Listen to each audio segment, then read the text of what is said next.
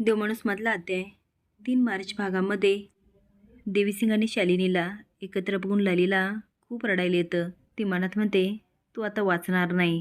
शालिनी म्हणते, टेलर जाऊ द्या ना. अहो, एवढा अतिरेकपणा चांगला नाही. देवीसिंग म्हणतो, थांब ना जरा. बरं चल, मी तुला एका अटीवर सोडतो. ती विचारते, कुठली आठ?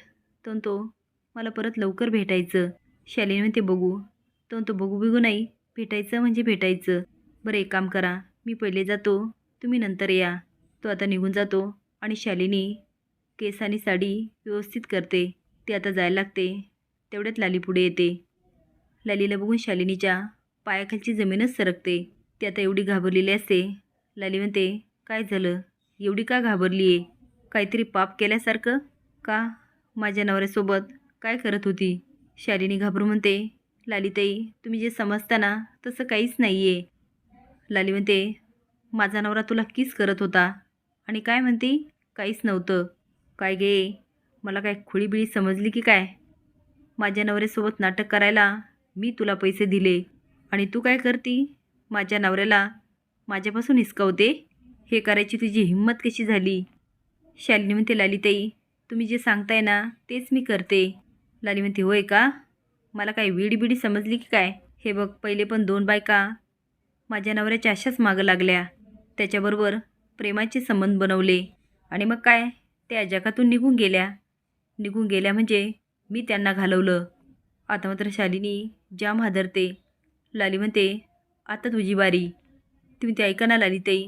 अहो, माझा छोटा मुलगा आहे. त्याच्या डोक्यावर पहिलेच बापाचं छप्पर नाही आहे आणि आता आई पण नाही म्हटल्यावर तो कसा जगणार? लाली म्हणते, याचा विचार हे थेरं करायच्या पहिले करायचा होता. एका मुलाची आई आणि असे घाणेरडे धंदे करतेस. काय गे, माझ्या नवऱ्याला फसवायला तुला लाज नाही वाटली? तुला काय सांगितलं होतं? फक्त त्याची परीक्षा घ्यायची आणि तू काय केलंस? त्याला प्रेमाच्या जाळ्यात ओढलंस.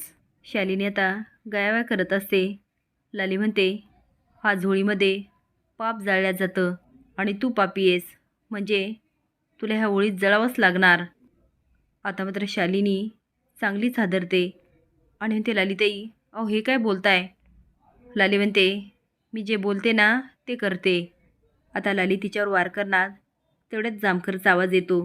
ते म्हणतात, काय 2 बायकावाले देशमुख, ही होळी पेटवण्यासाठी तुम्ही परवानगी घेतली का? आप्पा म्हणतात, आमच्या गावातली होळी आहे, याला कसली आली परवानगी? आणि परवानगी देणारे तुम्ही कोण? जामकर म्हणतात, तुम्हाला आठवतं ना, या पहिले तुमच्यामुळे गावात 2 खून झाले आणि माझी बहीण आर्या ती पण गायब आहे. ती जर सापडली नाही, तिचं काही बरं वाईट झालं तर तुमचे काय हाल होतील हे तुम्हीच समजून घ्या. आता दोघांचं भांडण पेटतं. फुलं म्हणते, अहो सोडा ना साहेब, तुम्ही पण जाऊ द्या ना. अहो, आज होळीचा दिवस, कशाला उगाचच भांडण? लाली शालिनीने म्हणते, ह्या जामकरमुळे तू आज वाचलीस पण परत नाही वाचणार. आता दोघी पण येतात आणि जामकरचं लक्ष शालिनीकडे जातं. ते म्हणतात, तुम्ही इथं काय करताय? तुम्हाला काय सांगितलं होतं? पेशंटची काळजी घ्यायची. तुम्ही इथं होळी काय साजरी करताय? शालिनी म्हणते, चुकलं साहेब, आत्ता लगेच जाते. आता जामकर देवीसिंगकडे बघतात आणि शालिनीकडे. आता मात्र दोघांना बघून त्याच्या मनामध्ये पालचूक चुकते. ते म्हणतात, गोपाळ नावाचे टेलर, काय कसे आहात तुम्ही? तुमचं कामकाज कसं चालू आहे?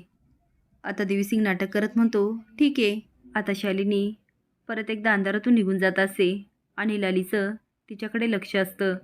तुम्हाला काय वाटतं, लाली जे करते ते योग्य आहे का आणि शालिनी जे करते ते चुकीचं आहे का? हे कमेंट बॉक्समध्ये नक्की सांगा. नवीन अपडेट जाण्यासाठी लाईक आणि सबस्क्राईब करा. धन्यवाद.